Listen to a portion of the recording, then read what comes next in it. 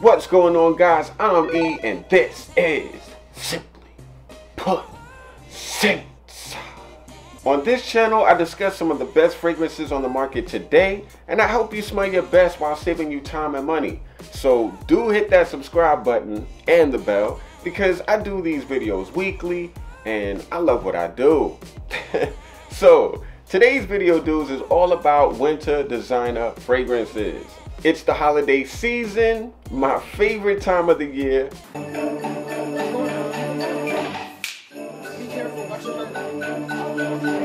And I love breaking out my favorite cold weather scents for those under 45-degree temperatures. Your fragrances, guys, are like a form of outerwear, and in the winter, you don't wear jackets unless you live in Miami or LA or Dubai. But when it's cold outside, you want to wear fragrances with some weight to them. Just like when it's cold outside, you reach for that heavier coat. And believe it or not, you stand a better chance of smelling good to others when you wear scents that complement the weather. That's a fact. The scents on this list are dark, they have great performance, they smell attractive to people around you, especially women. But don't be surprised if other dudes want to smell like you too. And finally, these scents will chew up the cold with no issue. And to be honest, guys, this was like the hardest list I've ever had to do so far, I swear. So don't sleep on those fragrances under number 5. Honestly, I think like 7 out of the 10 fragrances on this list could have not only made the top 3, but could all be number 1 on anyone's list, easily. You think I'm playing? Watch.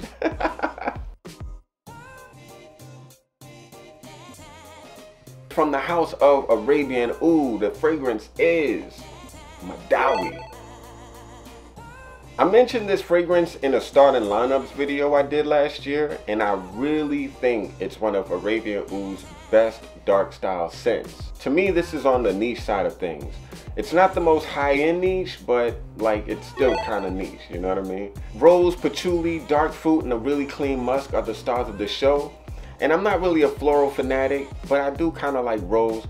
But I would say like the florals in this fragrance really work within the scent. They aren't really the scent, but they support it. The patchouli is really nice. It's not really that dank, funky kind of patchouli. And the musk is really clean. The reason why it's not on this list is because technically I don't think Arabian Oud is a designer brand.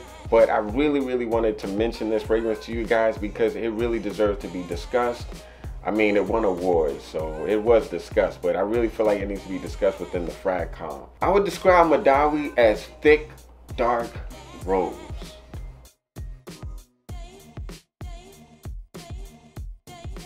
Coming in at number 10, from the house of Ellis, Black Vanilla Absolute. BVA was the first fragrance I ever reviewed, and I chose it because of how much I love this fragrance. The fact that it's so high on this list is a testament to the awesome scents ahead of it, but this is one of my favorite vanilla fragrances. It's far better than the price you can get it for suggests, honestly guys. It's boozy, sexy, and it's inviting. Black Vanilla Absolute is a vanilla that doesn't come across like cake icing. It's not a delicate vanilla, you know, and the booziness of it adds to the overall darkness of the scent, and it really makes it special in my opinion. This is seriously a gem without question. If Dior came out with BVA, it would have been on everybody's lips, but Ellis made it, and it remains a scent most people will never know exists, and that's crazy. It's a shame that the public is conditioned to buy brands, not products, but it is what it is.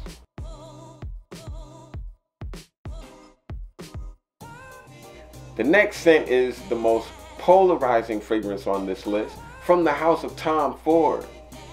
The fragrance is Black Orchid. To describe this scent, complex, niche-ish, and bold. Black Orchid could have been a private label fragrance from Tom Ford, and it would be one of his top sellers in that line. I would be very sure of that. It's a scent a lot of guys don't feel comfortable wearing, mainly because it has been marketed as a female fragrance. But in my opinion, Black Orchid is unisex, and it's actually leaning more on the masculine side of things than the women's side of things. Now, if we're talking about Velvet Orchid, that's a different story. I completely get it. That's some feminine smelling stuff. But Black Orchid isn't really that pretty smelling at all, really, you know? It's so unpretty that a lot of women hate it for themselves. One of the most mentioned feedbacks about Black Orchid from women is that it's too masculine. I've been complimented a lot when wearing this fragrance. It's one of the most unique scents on the designer market. It doesn't really perform as it once did, but at least it's retained much of the richness of the original. Regardless of who a scent is marketed to, if you are like me and you wear a scent that works, Black Orchid works.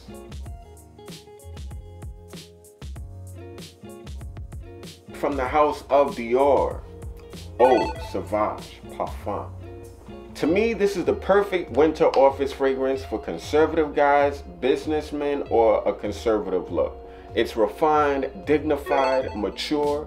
And when I say mature, I mean like, you know, in terms of mindset, not age, you know? Because like the guy who wears this fragrance doesn't come across playful at all. This scent is all business. It's one of Dior's most powerful fragrances. It's also one of Dior's most simplest fragrances. Like this fragrance only touts 3 notes in the whole scent.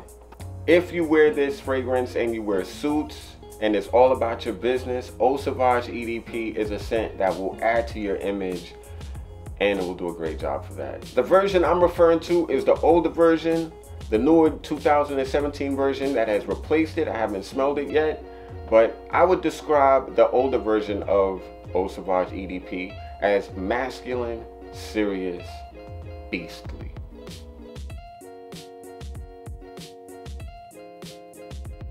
Number 7, from the house of Mugler, Pure Tonka. Now I would describe this fragrance as powerful, sweet, and dark. This is to me the best release from the house since Pure Havane. Like, I really feel that way. I prefer this even to Ultra Zest, which I own multiple bottles of. It's becoming one of my favorite Amen flankers. I don't know what happened to Crypto Mint. Like, I don't get it, but that was just not for me. But Pure Tonka is also one of the strongest performing Mugler releases in years. Like, since fragrances have become heavily regulated, Mugler fragrances have become much weaker, but Pure Tonka is like a throwback to what Mugler fragrances used to do, which is shut it down. Like, for real. This scent will dominate any room, so be careful of the sprays, depending on if you feel like being obnoxious or not. I can relate. From the house of Jean-Paul Gaultier, Ultramalle. Ultramalle is this era's ultimate clubbing scent. It used to be 1 million, but Ultramalle came out and guys flocked to it because even though it's a very sweet scent, there's just something about it that speaks to the modern fun guy, you know?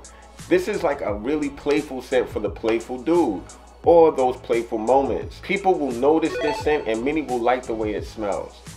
But like some guys are turned off by the fact that it kind of has like that weird pear note and it's really sweet. But if you prefer a less fruity version of the scent, you should really consider Gourmand Leather by Zara. Some would ask, how could such a sweet scent be called Ultramalle? But it's a bold fragrance that demands confidence when you wear it. So if you look at it like that, the name kind of makes sense. Number 5 happens to be my favorite Gucci fragrance of all time, and this includes Envy, which I own drips of from an old bottle. But the fragrance is Gucci Guilty Absolute. He needs some milk. Psych.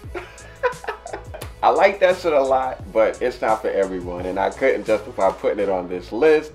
But yeah, I should have put it on this list as an honorable mention, to be honest, but oh well. Anyway, the real fragrance on this spot is Gucci Intense Oud. Now, is this the best quality Gucci scent that they've ever made in terms of ingredients? Not really. But if I were ranking the best fragrances from the Gucci house, this scent would make my top 3 for sure. Now, the oud used in Gucci Intense Oud is not really considered good oud, but the composition or the combo of notes that make up this scent smells a lot richer than it is.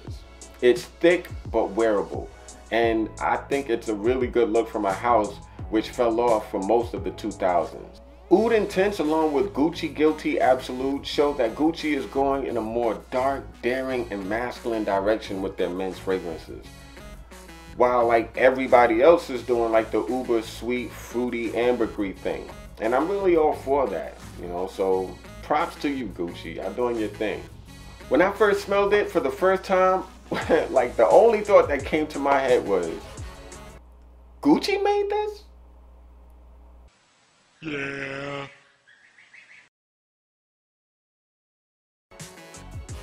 From the house of Prada, the number 4 fragrance on this list is Prada L'Homme in Temps. This to me is my favorite Prada fragrance from the L'Homme line because it has much of the same DNA from the original, except that it's much more bold, it performs better, and it's a lot darker, which I tend to prefer in fragrances. It's pretty much a nighttime freshie that works just as well in the day, in the cold. It can easily be a winter work scent, a casual scent, a scent with a suit, a scent for a date. It's extremely versatile, with only summer days being the only time I'd probably choose something else. Think about it, fellas, like how many nighttime cold weather friendly fragrances are fresh with good longevity? Not that many. If you think Iris is a note that can't smell masculine, let me introduce you to L'Homme Intense. It's really good stuff. Okay guys, so we're almost at number 1. Here are my top 3. Now guys, I really want to thank you all for getting here with me. Although these are the top 3, like I said from the start, many of the scents on this list could legit be in these spots. So these scents are not necessarily better than the others per se, but they have that little extra something, in my opinion, that makes them picks for the top spots. So number 3, let's get into it. From the house of Valentino, Uomo in Temps. And also number 3, from the house of Dior, Dior Homme Parfum. And to be honest with you, I hate ties on my list, but in this case it makes sense. If you're looking for a seductive date scent that will demand compliments with the ladies, you have to consider Uomo Intense. Uomo Intense will also appeal to younger women more. But if you're looking for a powerhouse fragrance that smells smooth, elegant, and much more upscale, Dior Homme Parfum is the better option. Both smell a lot like cookies and makeup in a leather bag. And I know that sounds really weird for a man to smell like, but they really work well on confident men. Dior Homme Parfum could be easily described as creamy, leather, refined. And I would describe Valentino Uomo Intense as sexual, chocolate, and leather. Sexy chocolate! Yeah, that's it right there.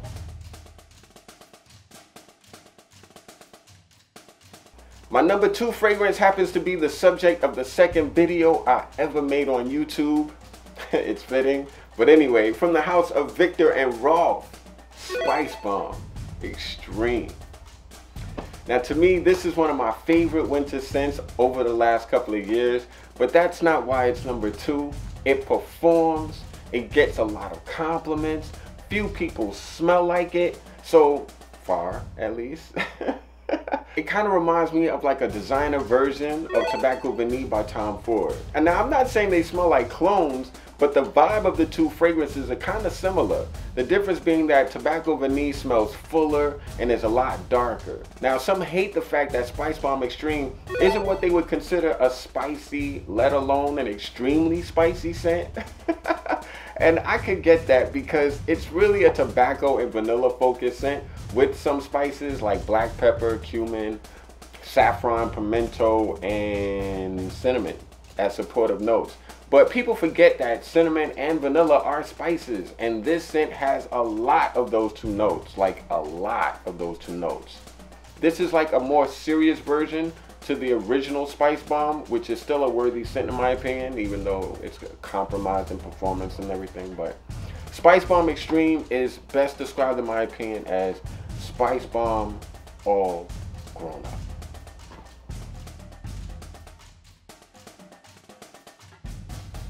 And the number 1 scent on this list, Guys, this will be very unexpected. No, it's not Dior Sauvage. No, it's not Creed's Aventus. No. No. No. From the house of Rasasi. Yup. Rasasi made a scent that topped my list, guys. No games this time. No games. This is not a psych. The fragrance is Yuqawam.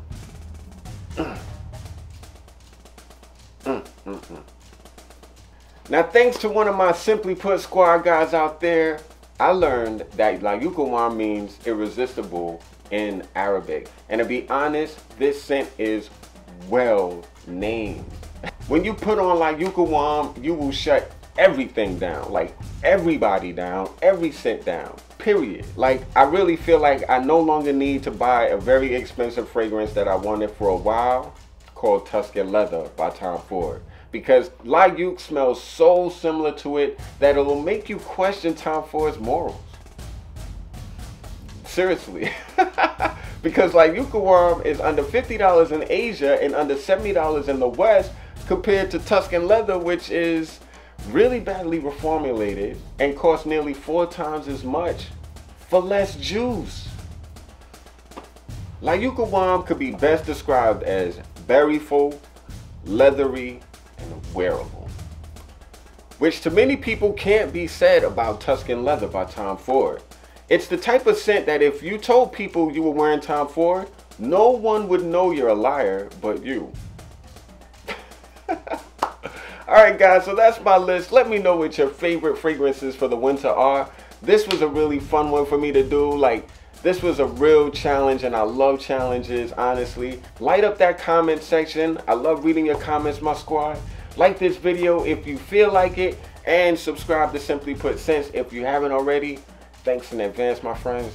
I'm E, and this is Simply Put Scents. And I'm simply OUT. Peace.